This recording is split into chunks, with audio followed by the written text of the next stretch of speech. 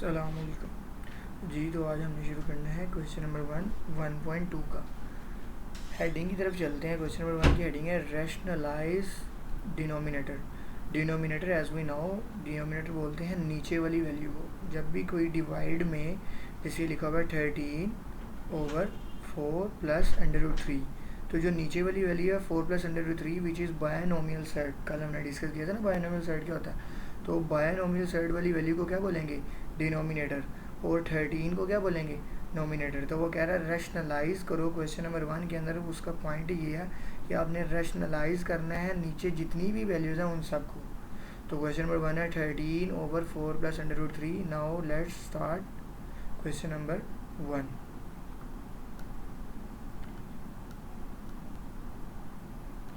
Question number 1 है हमारे पास 13/4 plus √3। तो 4 प्लस √3 हमारे पास डिनोमिनेटर है। इसको रैशनलाइज करने का मेथड है जो हमारे पास वो है, ऊपर वाली वैल्यू हम एज इट इज़ रहने देंगे, नीचे वाली वैल्यू को लिखेंगे 4 प्लस √3। इसको मल्टीप्लाई करवा देंगे नीचे वाली वैल्यू के कॉन्जुगेट के साथ। कॉन्जुगेट क्या होता है, अगर नीचे वाली वैल्यू 4 प्लस √3 है तो वो बन जाएगी 4 माइनस √3। अगर नीचे वाली वैल्यू है a प्लस b तो कॉन्जुगेट इसका बन जाएगा a माइनस b। तो इसका कॉन्जुगेट क्या बनेगा, बताओ ज़रा। 4 माइनस √3। गुड, क्या बनेगा 4 माइनस √3। इससे मल्टीप्लाई भी कर देंगे और डिवाइड भी कर देंगे 4 माइनस √3 के साथ। अब ऊपर वाली वैल्यू मल्टीप्लिकेशन में ये रूल है, ऊपर वाली वैल्यू ऊपर वाली से मल्टीप्लाई होती है। जैसे कि 13 मल्टीप्लाई आ जाएगा 4 माइनस √3, और नीचे वाली वैल्यू नीचे वाली से मल्टीप्लाई होती है। तो ऊपर वाली वैल्यू की जगह क्या लिखेंगे हम, 13 इंटू 4 माइनस √3, और नीचे वाली वैल्यू की जगह क्या लिखेंगे हम लोग, नीचे वाली वैल्यू लिखेंगे 4 प्लस √3, ब्रैकेट लगा देंगे, फिर एक ब्रैकेट लगाएंगे 4 माइनस √3। ठीक है, इस स्टेप की समझ आ गई। पहला स्टेप क्या था, हमने कॉन्जुगेट लिया, कॉन्जुगेट को मल्टीप्लाई भी और डिवाइड भी करवा दिया। जब मल्टीप्लाई और डिवाइड करवाया, अब देखते हैं इसका आंसर क्या आ रहा है हमारे पास। 13 की जगह अभी 13 रहने दो, 4 माइनस √3 की जगह √3 रहने दो, डिवाइड करेंगे 4 प्लस √3 और 4 माइनस √3 है। तो इसकी जगह मैं लिख सकता हूँ 4 का स्क्वायर माइनस √3 का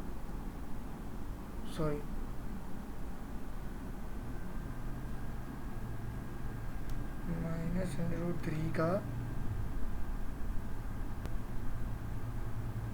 स्क्वायर।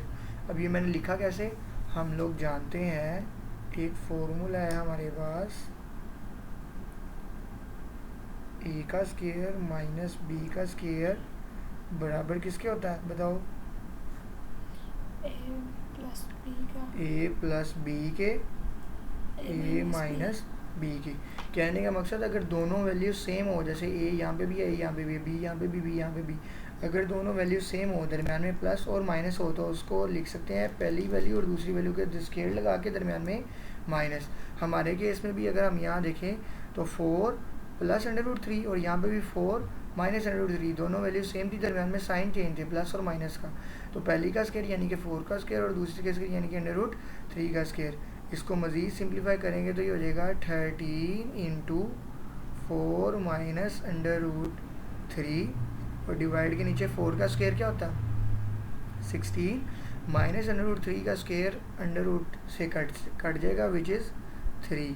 इसको मज़ीद आगे सोल्व करेंगे तो ये हो जाएगा 13 इंटू 4 माइनस √3, और डिवाइड करेंगे इधर आ जाएगा 13, 16 माइनस 3 इज़ 13, तो 13 से 13 क्या हो जाएगा, कैंसिल, पीछे आंसर क्या बचेगा, बताओ ज़रा, 4 माइनस √3, ये हमारे पास आंसर बचेगा जी। तो क्वेश्चन नंबर 2 के अंदर अगर हम क्वेश्चन देखें तो क्वेश्चन है मेरे पास √3 प्लस √5 ओवर √3। तो हमने क्वेश्चन नंबर 1 में जो हेडिंग है उसमें ये है रैशनलाइज करना है आपने क्वेश्चन नंबर 1 को। क्या हुआ, क्वेश्चन नंबर 1 में हमने रैशनलाइज करना है डिनोमिनेटर को। तो डिनोमिनेटर जो है वो अंडर रूट क्या है 3। तो हमारे केस में पहले था बायनोमियल सेट, तो बायनोमियल सेट का ये होता है a प्लस बी है तो उसको कॉन्जुगेट a माइनस बी आ गया। यहाँ पे सिर्फ अंडर रूट 3 है तो यही करेंगे, मल्टीप्लाई भी इसी से कर देंगे, इस पूरी वैल्यू को मल्टीप्लाई भी कर देंगे अंडर रूट 3 के साथ। अब मैं क्वेश्चन दोबारा नहीं लिख रहा तो वो आपने खुद नोट कर लेना, अंडर रूट 3 के साथ वो डिवाइड भी कर देंगे अंडर रूट 3 के साथ। अब ऊपर वाली वैल्यू ऊपर वाली से मल्टीप्लाई हो जाएगी और नीचे वाली वैल्यू नीचे वाली से मल्टीप्लाई हो जाएगी। तो ऊपर वाली वैल्यू क्या है, under root 2 plus under root 5, ये किससे मल्टीप्लाई होना है, अंडर रूट 3 के साथ, और नीचे अंडर रूट 3 मल्टीप्लाई हो जाएगा दोबारा किससे, अंडर रूट 3 के साथ। तो हम लोग जानते हैं जब भी मैं a को मल्टीप्लाई करवाऊँ a के साथ तो वो होता है basis same power will be add, यानी कि a को a के साथ मल्टीप्लाई करें तो a का स्केयर, कहने का मतलब है दो सेम वैल्यू a और a दोनों सेम वैल्यू है ना, जब दोनों सेम वैल्यू आपस में मल्टीप्लाई होंगी तो हम उस वैल्यू का स्केयर भी लिख सकते हैं। तो ऊपर आप क्या करोगे, अंडर रूट वाली वैल्यू अंडर रूट से मल्टीप्लाई होती है तो ऊपर आपके पास आएगा under root 2 multiply by under root 3 plus under root 5 multiply by under root 3। एक ही अंडर रूट के नीचे हम लिख सकते हैं, तो मैंने एक ही अंडर रूट के नीचे लिख दिया। डिवाइड में दोनों वैल्यू सेम है, ऊपर जो है वो इसके क्या आ जाएगा, स्क्वायर, अंडर रूट 3 का स्क्वायर, स्क्वायर से अब अंडर रूट क्या आ जाएगा, कैंसिल।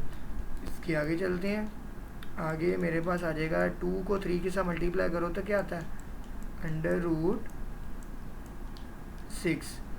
और पीछे ज़रा दोबारा क्वेश्चन देख लें,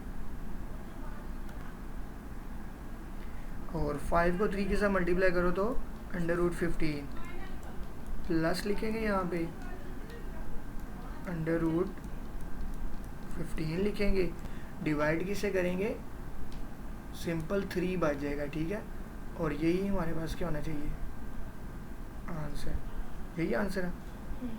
ओके नेक्स्ट पे चलते हैं जी। तो क्वेश्चन नंबर 3 जो है उसके अंदर लिखा हुआ अंडर रूट 2 - 1, फिर लिखा हुआ under root 5।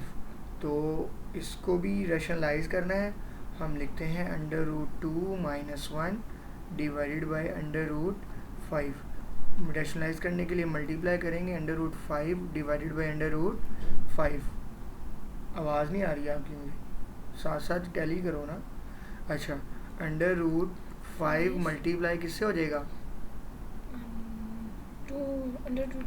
Under root 2 minus 1 के साथ। इसी तरह नीचे अंडर रूट 5 से मल्टीप्लाई होगा तो मैं डायरेक्ट लिख रहा हूँ अंडर रूट 5 क्या स्क्वायर, ठीक है। इस स्क्वायर को इस अंडर रूट से काट दो, पीछे जो मेरे पास चीज़ बचेगी वो क्या बचेगी, बताओ, 5 under root 5 into under root 2 minus 1, और नीचे आ जाएगा मेरे पास 5। यही आंसर है।